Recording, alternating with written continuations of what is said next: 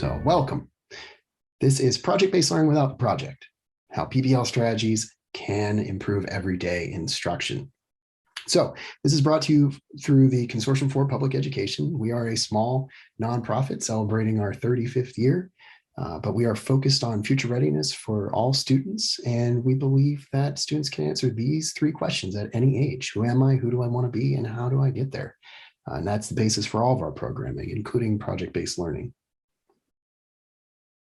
I'm fortunate enough to be here today with my two colleagues, Christy Kuhn and Sarah Brooks. You want to say hi? Yep. And so a little background on our team in general. We are very nerdy about project-based learning, just to give you a fair warning. We love what we do. We love project-based learning. We are very invested in it as an instructional approach in the classroom. And our history goes back quite a few years here.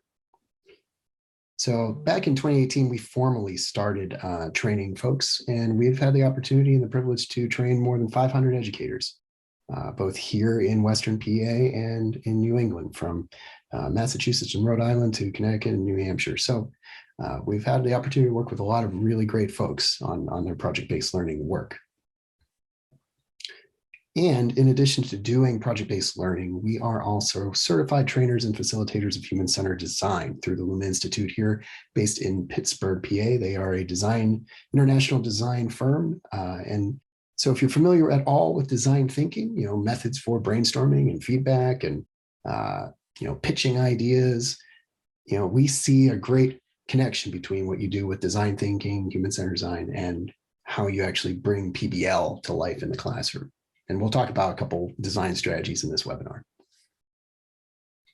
And in addition to working with educators, we also still get to work with students, which is awesome, right? We are all former educators, classroom teachers, but we still get to work with students. And these are some photos from a couple projects that we did just before the pandemic, actually, but working with students from Clairton School District, the Blackhawk School District, and some students from City High Charter here in downtown Pittsburgh on a variety of different projects. And if you squint, you can see yours truly. There I am in my hairnet over there in the corner, about to go into a surgical sterilization unit at one of our hospitals here as part of the PBL project. It was really fun.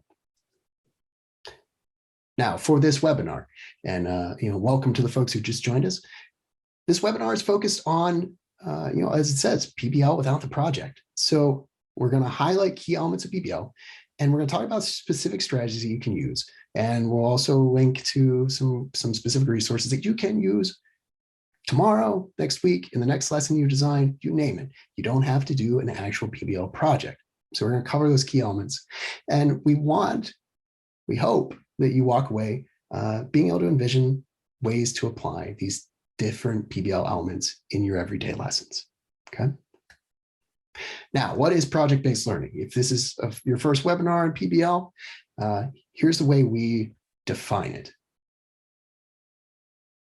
So project-based learning is an instructional approach in which students learn by applying skills and knowledge to an authentic situation, problem, or challenge.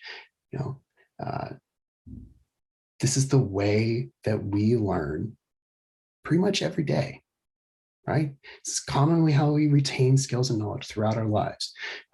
When I'm working on my garden, I'm learning out there in the space. I'm applying my knowledge to something authentic. When we're doing a webinar, I'm using my own authentic knowledge, right? We're going with that, right? I'm applying what I've learned to an authentic situation. So it's also the way students learn outside of school. Ultimately, this is the goal we have for students, is I think to make school a little less like school. That's really kind of the goal with project-based learning. It's the way students, when they're gaming, they're learning to play music, they're playing sports, they're learning, and they're applying their knowledge to something that's real, right? And that's what we aim for PBL. Now, before we dig into each individual element, here are the elements that we generally talk about when we talk about project-based learning. So you'll see at the center, we have learning outcomes and assessments, driving question, real-world connection, research, brainstorming, feedback, reflection, student voice and choice, and public presentation. Now, we are going to talk about most of these today. However, we're not going to talk about learning outcomes and assessments. Those are two elements that are generally practiced every day in the classroom, but some of these are not. Some of these elements are not. or at least not to the degree that maybe they could be. So we want to address those pieces. Now, if you looked at those terms, you're wondering, well, those, Aaron, I've gone through some other PBL trainings that don't quite look the same as some of the ones I've seen. That's okay. We use these terms based on our own experience. We think they're pretty accessible. They're easy to understand. We don't use any fancy language in the terminology. These are the elements that we've seen have the most impact on students and on instruction in the classroom. And really, at the end of the day, it's based on our own experiences, our successes, our failures in doing PBL. And, you know, if you've gone through other trainings with PBL Works or Buck Institute back in the day, or high quality PBL, you'll recognize that the theory is all very similar. The terminology might be slightly different, but that's okay. The overlap in ideas are very, very similar. A lot of synonyms, right? So it's okay if language doesn't match, but the ideas are important. Now, each of these design elements that we're going to walk through, they can be implemented, practiced, and mastered within everyday lessons and units. You don't have to design entire projects to have impact using these design elements, okay? So I want to be clear on that. Every single one of these, brainstorming, feedback, reflection, etc., they all can have impact in your classroom individually. So focusing on that one element can help your learners grow. You know, if you're not comfortable with doing feedback, that's okay. You can start with, you know, some brainstorming, or you can start with some reflection aspects in your instruction. You can pick one and grow over time. A growth mindset is important, not just for students, but for us as educators as well. All right. You don't have to do everything at once. And so PBL elements support high quality instruction. Now, if we have any administrators on here, probably familiar with, you know, the Danielson indicators for high quality instruction or distinguished instruction for educators.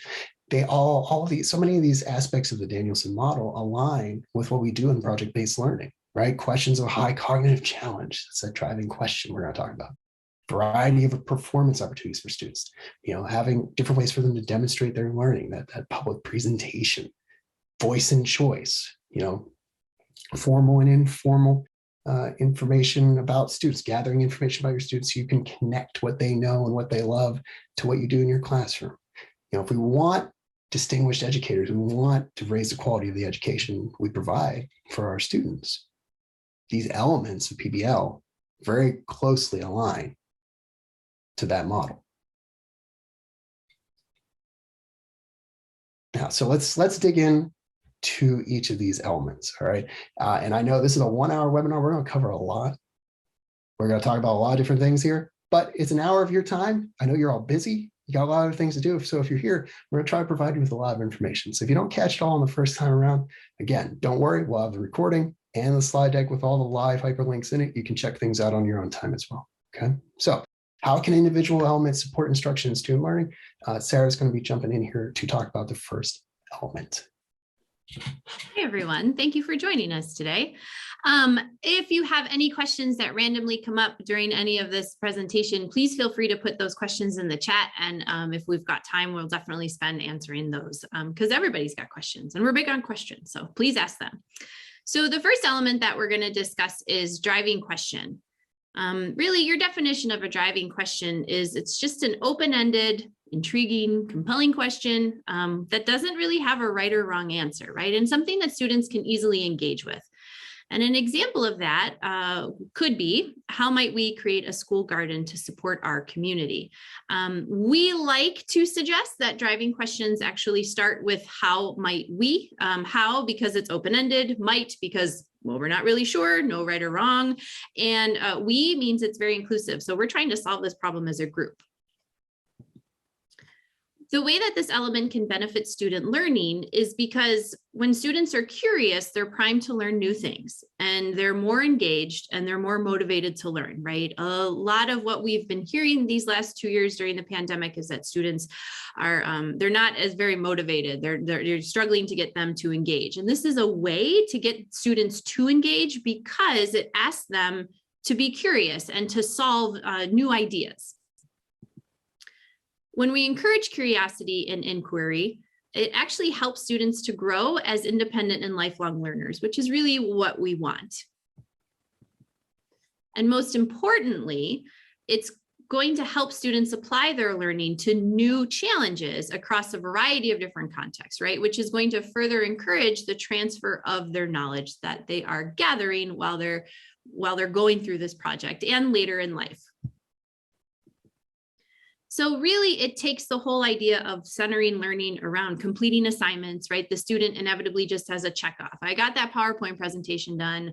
Okay, I'm done. I can move on to something else.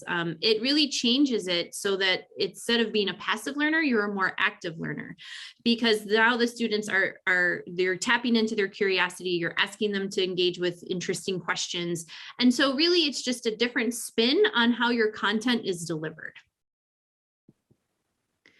So in a lot of these elements, you'll see we have an immediate classroom application, which really just means like, hey, here's a reflective question to think about to see how you can bring in this element, tomorrow or next week as you're planning out for your weekly lesson plans. And in terms of driving question, how might you introduce your next unit or project, if you're working on a small little project, as a question or a problem that needs to be solved. Okay, so how do we rephrase our content to kind of get our students pointed in a North Star type of position? Research, another element that comes up a lot in PBL and does not have to be part of a project. Once presented with their challenge, right, their driving question, if you will, students can begin considering their need to knows. So a need to know is like, what is the absolute questions that I have that will get me to come up with a solution to this problem that I've been given? And what are my want to knows? What are things that are going to help as I'm moving along in that process of coming up with a solution? And where might they find these answers, right? So research doesn't always just have to be here, go onto the internet and find these answers to these questions. There's a lot of different places where you can get answers to your questions from, whether it's talking with experts or going through guided inquiry, using sources that are curated by a teacher. And again, they don't just have to be websites or books. They could be podcasts, they could be YouTubes, they could be TED Talks. It is important though, when you are asking your students to engage in some form of research and to ask them to, come up with questions and sending them off to find those answers, that there is a moment where you're going through, what does good information look like? And how can I trust my source, right? So there's definitely a couple of websites that are out there, which I'm sure we can find, which is helpful for, kind of having that conversation with your students about, what is good information and what is bad information, and helping them figure out the difference between the two. So research is really teaching students how to ask those questions and how to seek out answers. It is important to carve out time at the beginning of any lesson, right? Which we kind of do this as educators anyway, right? We talk about a thing, we go, who has questions? But really to delve a little bit deeper into the idea of, let's talk about these questions. Let's build a list of these questions together as a class, right? Because we are learning together. So it's very community orientated. You can, once these questions have been identified, it's also helpful as the educator to use these questions to help plan out, other resources your students might need so that they can answer these questions on their own, or other activities that they might need to engage with to kind of get an understanding of the content that they currently have questions on. It is also important to continually revisit the need to knows. Because that kind of helps get an idea of which questions have been answered, which ones can we cross off our list, right? Everybody loves to cross a thing off their list. And because we're asking questions and we're coming up with information to answer those questions, well, what new questions do we have, right? So it's this iterative process of just promoting the importance of asking questions and where do you go to help solve those or help come up with the answers to the questions that you have. So this was an example that Christy and Aaron did with a group of students centered around career readiness questions. And it was really easy. All they did was give the kids Post-it notes and said, write down all of your questions. And then what they did is they actually clustered all of these really specific questions into some bigger themes. So you can kind of get a sense of where some of the students, where the students as a group kind of were in their questioning. So for example, they had a good cluster on like specific career questions. And if you look at some of these Post-its, you've got specific careers, like how much money or how many years do I need in school to become a teacher? How much does it cost to become a pediatrician, right? Like those are things that like it's important for students to be able to know that information so that they can make informed decisions about their careers. They've got a cluster that's based on, job availability. Will there be jobs for me? I mean, those are like legit questions for students. So just something as quick as gathering all of these questions, clustering them if you can, if it's going to help you kind of figure out the direction that your students need to go and the information that they might need. Just a quick little strategy that could be used. The idea of asking questions and research is really beneficial to students because it teaches students the value of asking questions and it builds their agency as learners, right? They're more active participants in their learning. And the cycle of asking questions, finding answers, asking new questions kind of leads to this growth mindset, right? Like you're constantly just trying to learn, right? And if I don't know it now, that's okay. I have confidence that I'm going to find that answer, right? Growth mindset, which is really important in our students. And students who ask questions are primed for learning and are more likely to build a deeper understanding of their content, which is really what we want, right? We don't want students to just memorize information, spit it out, and promptly forget it. So it asks them to engage at a deeper level with the content that they are being asked to engage with. So a strategy that you can use is to curate resources, right? So we all do this as educators anyway. However, a couple of caveats in curating resources. Create a library of reference materials for your students and consider the variety of skill levels that you have within your class. Also, it is important to provide various means of representation for information. So for example, my team here knows that I am not going to read a 50-page white paper based on some theory that is really heavily into education with lots of big words. I am going to read 2 pages of that and be like, I'm done. Where Aaron and Christy, they're going to do that. I'm going to say, give me the video, give me an abstract, and that's how I will get out the big pieces of information, right? So your students are no different. They're going to engage with content in a very different way. And we as educators, typically are biased, honestly, towards the way that we like to engage with information.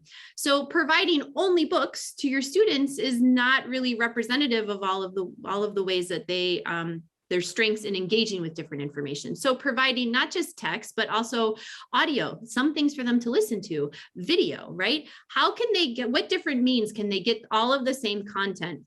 And therefore, because they are engaging with content that is in a means that is most accessible to them, therefore they're going to be able to understand that content and have a deeper understanding of really what's going on, right? Because maybe reading's not a thing for them, and that's okay. It's also important to create a space for sharing information, right? So students are answering these questions, they're engaging with a bunch of different methods and means of information. Where are we going to put all these answers? So you could do wikis, you could do Google Classroom, there's, websites, right? Classroom websites. And then there's many different ideas for sources. So you've got national newspapers. So many of those newspapers are digital now. International organizations, why do we want to look at websites that are .gov or .org and maybe not .coms? So having, again, a variety of sources that our students can engage with in a variety of ways is really important for them in terms of answering the questions that they have. So if you would like to work research into, your daily lesson, right? Where might you have an opportunity to allow your students to collect their need to knows on an upcoming unit? So think about that. What might be a really great way to just kind of ask every student to pause and go, here's some new information. What questions do you have? Okay, where can we go to get these answers? What new questions do you have, right? Like, let's cross off some of these answers that we've been able to discover. All right, I'm passing it back to Aaron. Thanks, Sarah. So the next element we're going to talk about that you can apply to your instruction starting tomorrow is what we call a real world connection, an authentic connection. And a real world connection gives purpose to instruction and content by extending learning beyond the classroom, right? What students are learning is not just coming, from notes or from a book. It has some broader connection to their lived experience. And real world connections, increase engagement They help activate students' prior knowledge. And again, it comes back to that knowledge transfer that Sarah talked about, right? Something that students learned in the past is connected to something learning now, and they can see how it's connected to something they can use in the future. That's how we build deeper understanding of content, right? So we're going to talk about this a little bit more, though. So things you can think about. Reflect on the way that content might be relevant to your students. It could be because they've learned in a prior class, it could be because of their lived experience, it could be because of something as a current event, something that's cultural. There are many different ways to make those connections. And the keys is just getting to know your students really well, right? Get to know them, survey them, talk to them, get to know their families if you can. I know it's not always possible, but whenever you can, it can be really beneficial making a connection that's going to stick. Another way to make a connection and really prime students for that curiosity that Sarah talked about in the driving question piece is to plan what we call an entry event. And so entry events can take a variety of shapes and forms, from a field trip to, guest speakers, having a competition, mysteries. One of my favorites, called Zoom In, like I used to do this in history class where, students have to, you have a really close image of a historical photo and students have to guess based on context, and you slowly zoom out and they have to figure out kind of what's happening, make inferences. There's a lot of great ways to do entry events. If you're looking for that real world connection, a good email to community partners, businesses that might have a relevant industry to your topic. A lot of folks are really happy to bring students into their space or to go to your school and speak to. And in the Zoom age, even fewer barriers. So entry events are a great way to introduce students to a new lesson, a new unit. If you hear my cat in the background, it's dinner time at my house. I apologize. If you are looking for a place to start with making a real world connection, we highly recommend the UN Sustainable Development Goals. There are 17 of them, and each one provides, I think, a very powerful lens for just about any class, any content. You can find some connection to one of these goals. And there's a lot of great resources out there. Between the UN and then there's a couple websites that really dig deeply into these. But if you're trying to spark your own thinking about like where does my content fit into a larger global perspective, the UN SDGs are a great place to start. And thank you, Christy. She's dropped a link in there too if you want to explore. A lot of great resources there. So we talk about when we're doing a broader PBL trainings, we get a lot of questions. We're talking about real world connections. Folks are like, all right, this sounds great, but like, how do I balance rigor in my class with relevance if I'm making all these connections to my students' lives? Well, here's the thing, right? Relevance actually creates the conditions for rigor, based on learning science. Here's how this works, right? Making real world connections can prepare your students for deeper learning in your class, right? We need to make these connections. So some of you might have seen this before, the learning pit, right? So students start on the one side, and when we're going into their new learning experience, you go down into the pit. This is where you hit obstacles. Students struggle. They don't necessarily understand everything that's happening, right? They're getting new content, new information, new words, new vocabulary.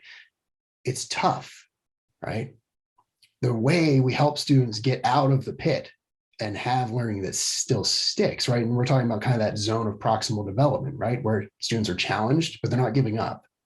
And one of the ways that you do that is by helping prime students based on experience that they already had. You want them to make connections, so it gives them a foundation to grow. They have something to build off of. They're not just in the deep end. They have some point of reference in the past that helps them. They draw on that prior knowledge, and that helps them get through that productive struggle and come out on the other end with deeper, stronger learning.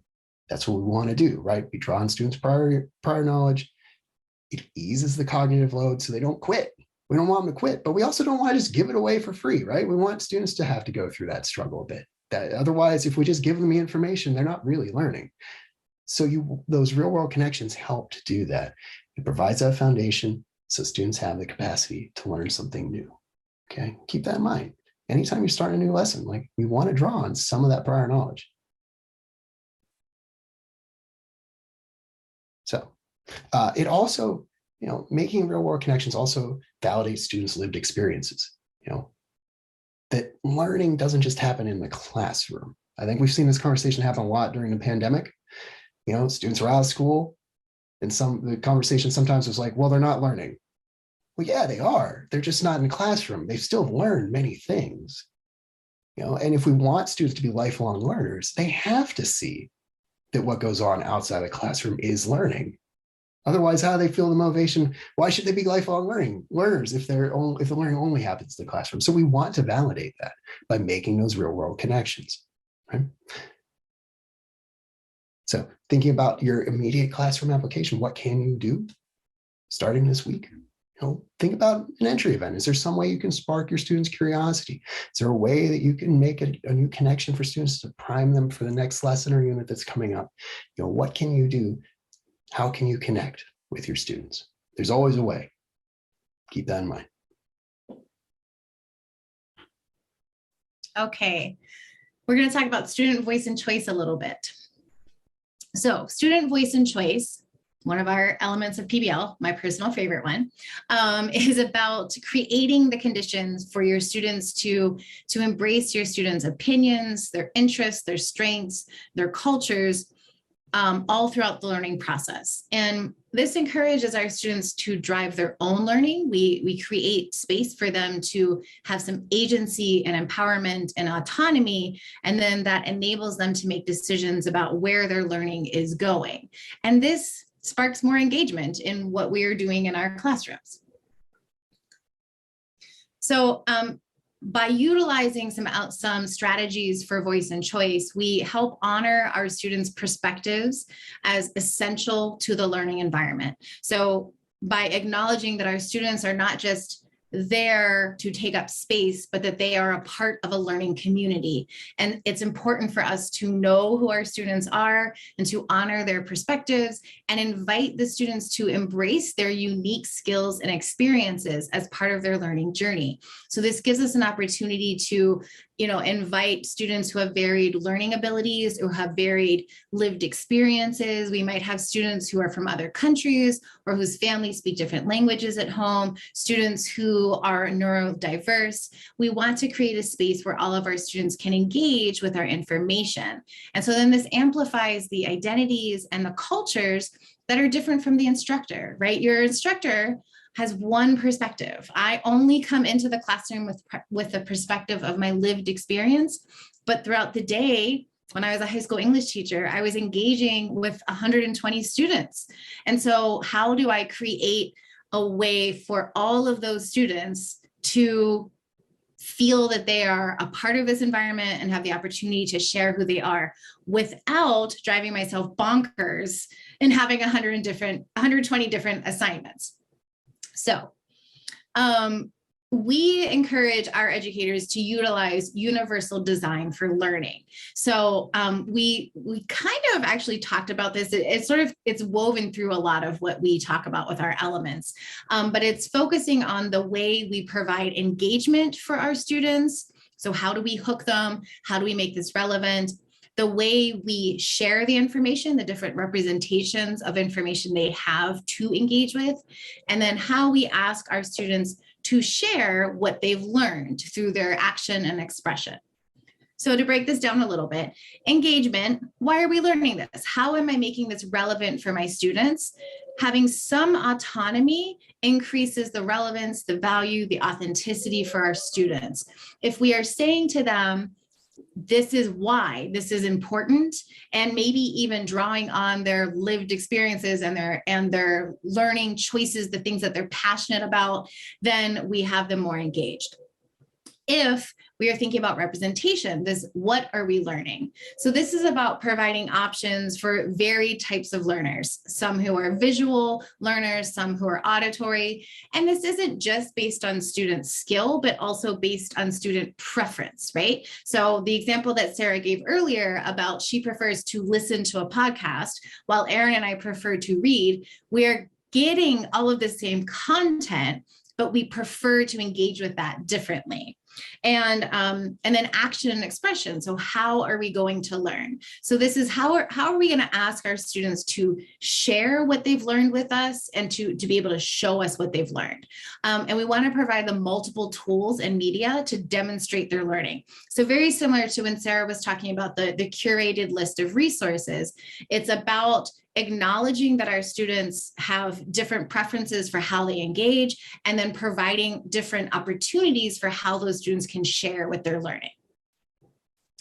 Now, UDL supports equitable instructional practices, and this is based on scientific research of how people learn. It's not just a thing that we have come up with.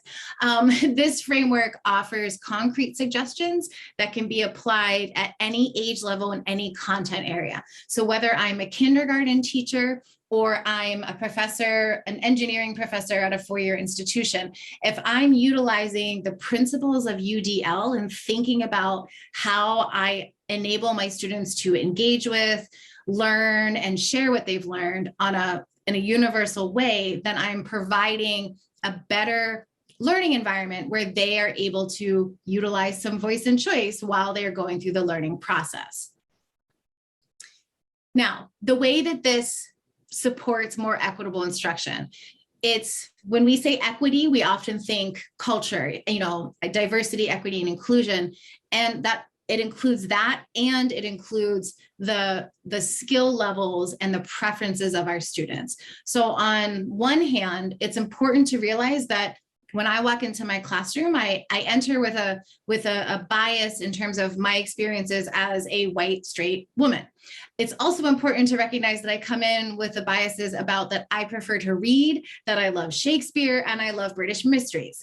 So if I can be, cognizant of that as an educator, that not all of my students are into Shakespeare and they might not get that reference, then I can set up multiple forms of engagement to help my students engage with that information and then share what they've learned. This also relates to the culturally relevant and sustaining education competencies. So these come from a group of the Pennsylvania Diverse Educators Consortium. They have come up with 9 competencies that sort of enable you to think about how you can be a culturally relevant and sustaining educator. And their definitions and competencies are recognized by PBE. And so they're going through the process of becoming formal documents that will be a part of PBE's requirements and expectations. And so I'm sure you've heard about culturally relevant teachers. And what a culturally relevant educator does is they integrate multiple perspectives into learning experiences, interactions, and they facilitate learning experiences with questions and activities that capitalize on our learners' real world experiences, identities, and heritage.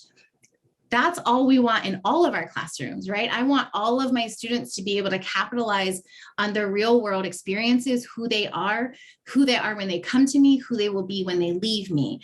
And so culturally relevant educators, it's not just about race, gender, sexuality. It's also about who our students are as holistic humans and how we want to create a better society when we push our students out into the world. So thinking back a little bit more to those UDL thinking, it's important to realize that when we say, I want to honor all of my students' experiences and identities, I can't just say, figure it out. Yes, do whatever you want. I can't give them the beach. I have to give them a sandbox. So here are your guidelines.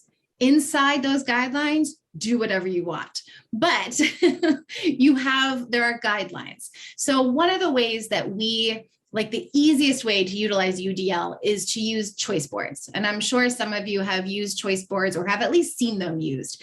The beauty of choice boards is that they create a space where I get to choose how I want to show you what I've learned or how I want to engage with information, but the point is that they all have to have the same amount of rigor. So the difficulty in creating a choice board is that I can't have the choices be, write a Post-it note or create a 3-page paper. Those are not equal. Those are not equitable choices. So you want to create choices that truly draw on all of our students, skills and preferences, while also keeping that rigor across the board. So for example, the science one, this is for, I think this was a 5th grade science classroom. How do I, maybe I want to create a detailed diagram of the planets in orbit, or maybe I want to make a table that illustrates the timing of the moon phases. Maybe I want to create a short story about a trip to the moon and how it changes based on when the moon shifts. I would write the short story. So it's, we've provided multiple ways for the students to engage with this information, but they're all still showing what they learned from this content. The content was the same. They all got it. And then on the other side, we have a choice board that's for a 5th grade SEL. Actually, no, I think this one was 2nd grade SEL lesson. And so maybe I want to make a list of kind things that I can do for other people, or maybe I want to do something for someone and then write down how I felt about it. So just again, honoring the way our students, we have preferences and we have experiences that expose us to wanting to do different things. We have passions for a variety of things. There we go. And so when we think about immediate classroom application, could we think about maybe I could create a choice board for an upcoming assignment? Now, I will tell you, if you've never made a choice board, go online and Google choice board for whatever your content area is and start there, and then just make that your own and think about how do I have that, consistent rigor, but then multiple ways of engagement with my information. Okay, thank you. All right. And welcome to any folks who joined us midway. Just as a reminder, this is being recorded and we will be sending out the recording and a PDF of the slide deck probably tomorrow as a follow-up to everyone. So if you miss anything, don't worry, you'll get all the links, you get all the information. We're covering a lot in an hour. So the next element is brainstorming, which is probably my favorite. I think Sarah and Christy would agree. I've cut this down from what probably could have been 30 slides to about 7 on brainstorming. So, I'll drop another link in here for some other resources, but brainstorming, it refers to strategies and structures for creative problem solving, which can take a lot of different forms. And brainstorming fits into pretty much any class in one form or another. Elementary, K through 12, whatever it is. And brainstorming, ideally, is what we call divergent thinking and convergent thinking, encouraging students to start with divergent, which means go broad and come up with lots of ideas, and then figure out which one might be their favorite or the one they want to pursue. It's a great way to encourage students to realize there's more than one solution to any problem they face, right? It helps us move away from that test-taking mentality of like, there has to be one right answer. Or that the best answer only comes if you're like a genius. You just sit long enough and like the one thing will appear, right? That light bulb myth. But it's not real. It's not real. So formalizing brainstorming as a real element in your class can also help teach students that creative problem solving skill, right? And then students can connect new ideas, they can remix them, they can come back to old ones, they can play around with their thinking as they're coming up with new ideas. So how can this element benefit student learning? Brainstorming provides a support for students who might struggle with the creative process. I don't know how many folks out there, when you're handed that dreaded vaguely gray line sheet of paper and told to write a story, without any, if you just stare at that paper and go like, oh my goodness, what am I going to write? I don't know where to start. What am I going to do? Or the 5-paragraph essay, whatever, which thank God we've retired, I think, for the most part. But coming up with ideas can be hard for students, especially if they've been taught that creativity is something that's innate, that it's this thing that you're just born with. You're creative or you're not. All students when they're little are creative. They'll play. They do. Play is creative, right? Students out on the playground, they're creating. They have imagination. They come up with their own stories. They come up with their own games. They lose it over time. And so brainstorming helps students to grow in that space, recapture that ability to create and solve problems. There are a couple ways to help students do this. It can be uncomfortable, especially if they've grown accustomed to thinking that there is only one right answer.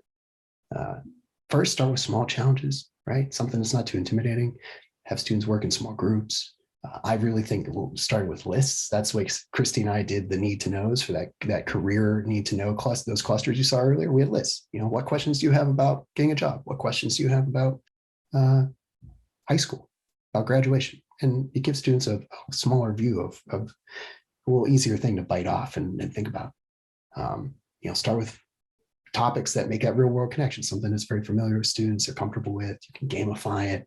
There's a lot of different ways to do it, but you want to create a safe space because it can be tough for students. One of my favorite strategies, if we have any elementary school teachers on here, I love role storming. I think it's really fun. If you want students to use their imagination and think outside their own perspective, it's really simple. If you're reading a story, you can pick a character from a story, or if you're looking at high school, a historical figure or someone in current events, or you name it, pick your character and ask students to come up with ideas based on their own character's perspective. It's a good way you can have students build a little empathy. They can relate to something that they're learning about. It's very accessible doing role storming. Another great one, round robin brainstorming. You have students sitting at a table, passing papers around, adding to each other's ideas, building that communication, collaboration, problem-solving skill set. We have a great video explaining 3 different ways you can do round robin brainstorming. I'm not going to go into them all here, but it's very versatile. You can use it on a lot of different topics in a lot of different ways. It's very inclusive. And I'll drop a link to some others in here as well. So you're thinking about brainstorming. What might you do next? How might you include structures and supports that help students build their creative problem-solving skills? Students face challenges in every class. How can you help kind of scaffold that up and help students embrace that creativity that they actually have? Help them build it piece by piece, and brainstorming can help. All right, next one. We're cooking right along here. Feedback and revision. So feedback and revision is really introducing strategies and structures, much like brainstorming is, for giving, receiving, and including input for an idea, right? So this is going to help students see the value of improvement over completion. Again, so much about just the check off, I'm done with it. I don't really care. I don't see value in feedback and in going back, to draft my work and make it better. And it is something that does take time, right? Like we can't just get our kids seeing the value of this right away. It does take practice. So it helps them to learn the effectiveness of specific and actionable feedback, which is very important, right? And helpful just communication skills as they get older. So this benefits students in a variety of ways. Incorporating feedback into a student's learning process, again, reinforces the growth mindset, right? Like, oh, I don't have this yet. I can make it better. Cool, cool, cool. Let me try this again. Let me try it a 3rd time. Over time, it's going to help students move from deficit thinking, meaning like feedback is this negative experience because people are telling me what I did wrong, to more of an asset-based perspective. So feedback is actually helpful. My people are helping me to improve upon something. And when students think critically about their peers' work, they also develop a deeper understanding of the content because they're just engaging it from a different lens, ultimately, and in a different way, right? But it's still all the same content. So we often talk about how feedback should be kind, specific, and helpful. If you ever get a chance to go look at a video called Austin's Butterfly, it's a perfect example of what kind, specific, and helpful feedback can do for a student who's not even in the room, right? So kind, it's important to model to our students. You need to word your comments in empathy, the way you would want to read feedback on your own work. Specific, right? We want to cite particular examples of what could be improved or what is really great. What's the thing that we really love? Not just this was awesome, but what specifically about the thing that you are engaging with is awesome. That is helpful for students. And it's also important that the feedback can be used by your peer or your partner or another student, because you almost want to be giving you want to impart to your students that they want to be giving advice to their peers. So often we've had feedback that was like, try harder next time. That's not really great feedback, right? And so that's a perfect example of like, okay, here's an example of why this isn't great feedback. So again, this is a process. It's going to take a while, but students need to know what is the best way to give and receive feedback and see that there is value in doing these types of strategies. A strategy that is extremely versatile, regardless of age, ability level, is rose, thorn, bud. So typically it's done in forms of a pink Post-it, which is the positives, a blue Post-it, which is the negatives, and a green Post-it, which is the potentials or the opportunities. And the idea behind that is that students are able to give feedback, right? They're giving positive, negative, and potentials, new ideas, based on a shared experience or, engagement with a product or an idea that their peers have. And that kind of helps students give a perspective, right? Like, and gives them kind of guidelines to follow that allows for more collection of impactful feedback that those other students that are gathering the feedback can use. We have a video that if you'd like to see kind of how this gets done and how things can be clustered, please feel free.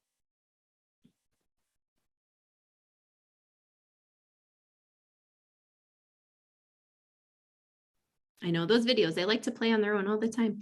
And one of the things that we wanted to ask, right? Like what's a way that you could incorporate a feedback protocol into your next assignment, with your students, right? Even if it's just gathering feedback from your students on how did this assignment go? That's all important. So our next element is actually my particular favorite, which is reflection. Reflection is an intentional moment to learn from an experience, right? It helps with our metacognitive development because it's, thinking about our thinking and how we think and our experiences and what we've learned, right? Really big word, words. And it's an opportunity for self-feedback, which is also very important. In order to do reflection and to work on it in your classroom, because much like brainstorming, much like feedback and revision, reflection needs to be modeled and it needs to be consistent. Not everybody is going to reflect in the same way, right? As Christy has noted, like she would rather write words down, read the words, right? So reflection for Christy comes in a form of writing, reflection for Aaron, he's a typer. He's going to be typing on things. Me, I'm going to talk it out. So, you got to be ready to listen. So, but we all can reflect. It's just done in different ways. Our students are no different. And to be consistent with reflection practices in your classroom is important because again, it shows value, that there is value in reflecting about our experiences. And it is also an opportunity to show that reflection has impact, and that can be good, right? Because we can talk about like, well, what went really well? What did not go well? How did I change it for next time, right? It's a learning opportunity when we are implementing reflection strategies into the classroom. So consistent and structured reflection can help students to more deeply examine and synthesize their experiences. They can, they can look at how their thinking has changed over time, right? That helps them to set goals. It helps them with time management, social emotional learning, right? Taking that moment to pause and reflect on how am I feeling in terms of this experience that I am having. And that all helps with, building their skills that they can then take to their futures and their future careers and life, lifelong learning that they're doing. So a really great strategy, this is an awesome website, is Harvard's Project Zero. It actually has a wonderful amount of different reflection strategies that you can engage with your students, but it's all based on reflection. A couple of strategies that we've used that have actually have been really great were I used to think and now I think, right? Those could be done they're just prompts. I used to think about a thing, now I've engaged with that thing. How did my thinking change? Another really impactful strategy is see, think, wonder. What do you see? What do you think about what you're seeing? And what does it make you wonder, right? Like what questions do you have? Oh, there's those need to knows again. And just asking our students just a moment to reflect on their learnings and their experiences that they're having. And then to put that out there, right? Because that's a point of discussion. So how might you incorporate a reflection strategy, maybe from Project Zero, because there's a ton in there, into your classwork, this week? All right, and I'm handed off to Christy for our last element. All right, so public presentation. This is something that we all use in our classrooms all the time, even whether we are acknowledging it or not, right? So public presentation is just sharing the learning that somebody has acquired with an authentic audience that's invested in the answer to a driving question, or is just invested in hearing what you've learned. So this helps to keep our students accountable for their learning, and it makes a further connection to the real world, right? This matters because I will be sharing my learning at some point. Presentations can take many, many forms. It's not just a PowerPoint. It's not just stand in front of the class and tell us what you learned, right? So when we ask our students to share what they've learned in a public way, right? Not writing in their journal, but to share with an authentic audience member. We'll talk about what that is in a moment. It's important to help provide voice and choice for how our students can demonstrate their learning, and that can accommodate a variety of the learners that we're teaching. So when we say that we are going to provide we are going to have to do a public presentation, knowing that we are giving options for how that public presentation is going to look accommodates a lot of our students. By sharing our work with an audience that invites more input, feedback, and accountability for understanding than a test. Your students have probably never felt positive about taking the state tests. They've probably never felt that they were really showing what they've learned and that they're demonstrating their learning. Maybe some do, I'm not sure. But you get a lot more feedback when you are sharing your learning with somebody else. And it also just shows our students that their work has relevance beyond just points and grading. It's about demonstrating what they have learned and their understanding. So a few different ways to offer presentation, public presentation for your students. You could do something virtual with a concept poster that's done virtually and the whole class can go through them. It could be a small group presentation to 1 or 2 audience members. And we're mentioning audience. Audience is however you define authentic audience. It might be other students in your class. It might be another classroom. It might be another teacher. It might be a virtual audience of parents or experts in the content that you're talking about. But it can be as small as kindergarten students, or it can be as formal and large as a city council. But don't shoot for city councils first. Start with your kindergartners as your authentic audience. So you want to think about how you could provide virtual or real-time presentations. Can we do a recorded presentation for students who are really nervous to stand in front of the class and they just can't do it?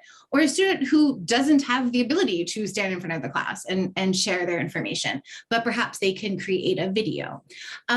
It could be something like informal concept pitches to a group, or just a weekly share out on your status for how you're doing on your project, or how your studying is coming along while you're working on this unit that you're working on.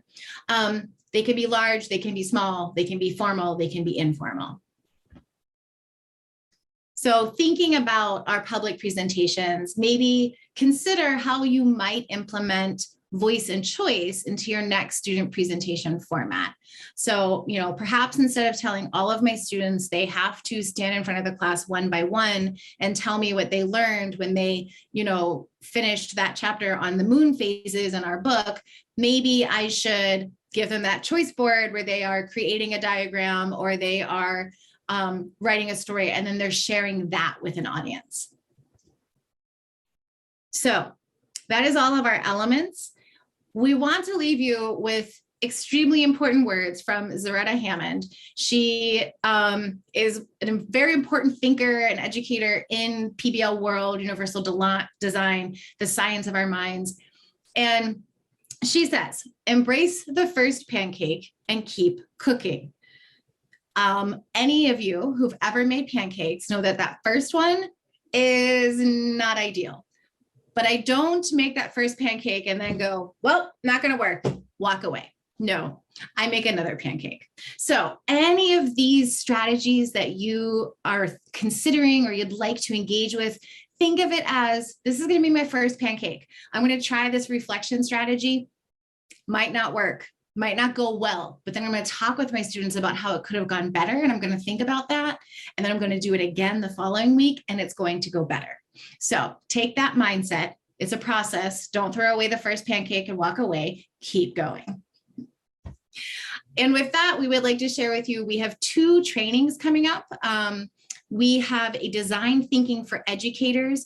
Now, this is a virtual training. This will cover a variety of strategies. So we've mentioned Rose, Thorn, Bud, Round Robin, all of the how do I do these things in my classroom. Those are things that are discussed in the design thinking for educators training. It's completely virtual. You don't have to show up anywhere. You can be on a beach. It starts June 21st, or your back porch or your bathtub, cameras off. So you can just show up and engage with us. It'll be a combination of asynchronous and synchronous. So that's our design thinking. And then we also have introduction to project-based learning. And this would be a much deeper dive into the elements that we've just talked about today, and thinking about that process of how you truly design a project that incorporates as many of the elements as you can. And this is also completely virtual. Combination is synchronous and asynchronous, and this starts July 19th. So the links for those things are going to be in the chat. Also, when we email you the recording and the PDF, you will get those links. If you have any questions, any needs regarding PBL, please reach out to us. We are very nerdy about PBL. We're passionate about helping everybody create classrooms where every student can learn and engage. So you please reach out to us. And you can also follow us. We're on all of the social media things. We put out a lot of stories and content. So feel free to follow us on our places. And thank you so much for joining us. We really appreciate you taking the time to learn a little bit about the PBL elements. And if you have any questions, stick around. Otherwise, 3:57, we got you out of here with 3 minutes to spare.